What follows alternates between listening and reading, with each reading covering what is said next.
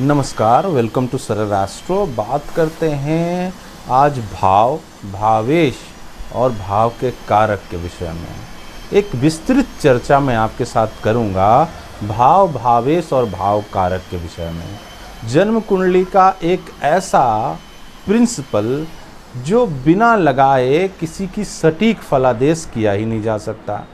जब भी हम जन्म कुंडली का विचार करेंगे तो हम भावों पे चर्चा करते हैं, भाव को देखते हैं, भाव के स्वामी को देखते हैं और साथ ही साथ भाव के कारक को भी देखते हैं। तो इसी प्रिंसिपल पे हम आज चर्चा करेंगे कि जन्म कुंडली जब आप देखें तो इन तथ्यों को लेकर जब आप चलेंगे तो इस विषय पे हम बात करते हैं कि इस तथ्यों को लगाना कैसे है। देखिए, जैसे ही आप जन्म पत्रिका को देखते हैं और आपके सामने के व्यक्ति जब आपसे पूछते हैं कि हमारे संतान की प्राप्ति कब होगी, तो जैसे ही मन में ये सवाल आता है आपका सबसे पहला ध्यान जो है आपके पंचम भाव पे जाता है, क्योंकि पंचम भाव जन्म पत्रिका में संतान का है। तो इसी तरह से इस प्रिंसिपल को लगाते कैसे हैं, इस विषय पे बात करते हैं।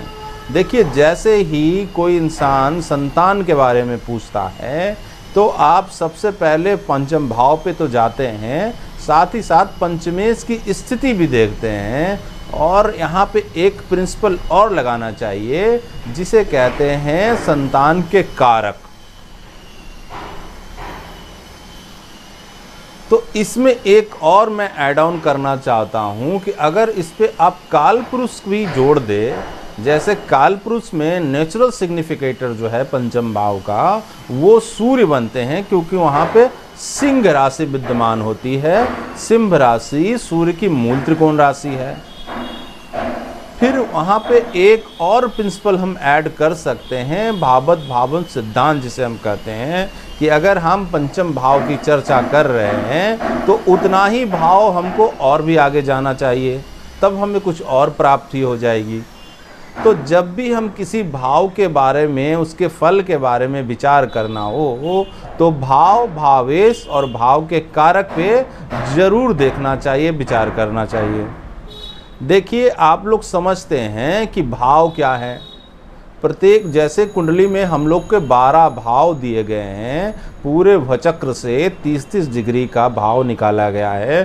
पूरे भचक्र जो है वो 360 डिग्री के हैं और 360 डिग्री को 12 भाव में बांटा गया है। तो प्रत्येक भाव जो है वो 30-30 डिग्री का है।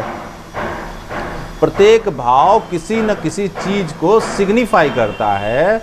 जैसे मिसाल के तौर पे पंचम भाव संतान का है और नवम भाव पिता का है, चतुर्थ भाव माता का है।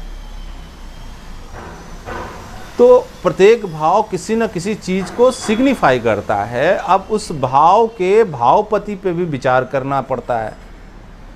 जैसे किसी वृषभ लगन की पत्रिका में हम संतान का विचार करें तो वृषभ लगन में पंचम भाव में कन्या राशि विद्यमान होती है और कन्या राशि के स्वामी बुध होते हैं। तो यहाँ पे भाव जो हुआ वो पंचम भाव हुआ, पर भावेश जिनको कहा जाएगा उस भाव के स्वामी को भावेश कहते हैं।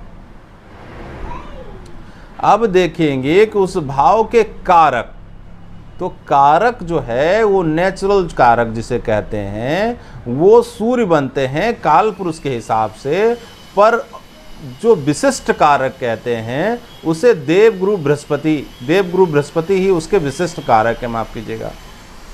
तो हम इन चारों भाव पे चर्चा करेंगे किसी भी फलादेश को निकालने के लिए। अब हम एक सिद्धांत और यूज करेंगे जिसे हम कहते हैं भावत भावन सिद्धांत। भाव से उतना ही दूर हमको भाव पे जाना है। जैसे हम पंचम की चर्चा करेंगे तो पंचम से पंचम नवम भाव का भी विचार करेंगे। तो किसी भी कुंडली का फलादेश जानने के लिए इन 4 बिंदुओं पे आपको जरूर लेके चलना होगा, तभी आपको एक सटीक परिणाम मिलेगा।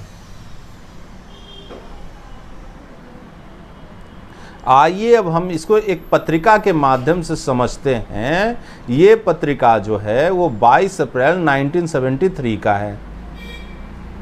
ये पत्रिका जो दिख रही होगी आपको, वो वृश्चिक लगन की पत्रिका है और राशि इनकी जो है वो सिंह राशि है। अब हम संतान के विचार करते हैं इस पत्रिका में, तो देखें कि संतान भाव में बृहस्पति की सामान्य राशि मीन राशि पड़ी है।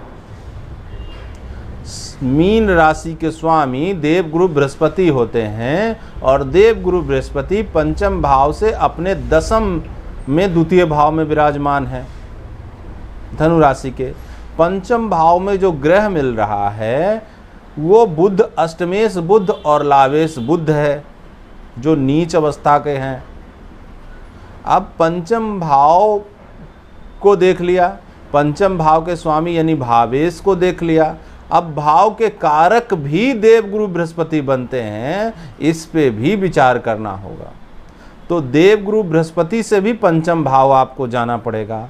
तो देवगुरु बृहस्पति इस पत्रिका में दूसरे भाव में अवस्थित हैं और दूसरे भाव से अगर हम पंचम भाव जाएंगे तो सूर्य जो है वो उच्च के छठे भाव में विराजमान है। तो देवगुरु बृहस्पति से सूर्य जो है वो पंचम भाव में प्राप्त हुए।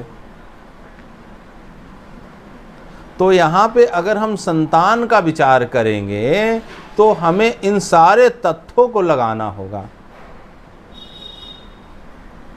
अब नेचुरल सिग्निफिकेटर जैसे काल पुरुष जब हम लगाएंगे तो काल पुरुष कुंडली में पंचम भाव सूर्य की राशि है, तो यहाँ पे सूर्य को भी इग्नोर नहीं किया जा सकता अपने फलादेश में। तो सूर्य इस कुंडली में उच्च अवस्था के हैं। तो इस तरह से आप अपने फलादेश में जरूर इन चारों प्रिंसिपल को लगाएं, भाव, भावेश और भाव कारक और नेचुरल सिग्निफिकेटर जो कालपुरुष है, तब आपको एक सटीक फलादेश प्राप्त होगा। तो नमस्कार, इसी कथनों के साथ मैं अपने इस वीडियो का अंत करता हूँ। बने रहे मेरे साथ वीडियो में और हमारे चैनल में, ताकि मैं ज्योतिष के और भी नए नए सूत्र आपके साथ साझा करूं। तब तक के लिए मैं आपका धन्यवाद करता हूं।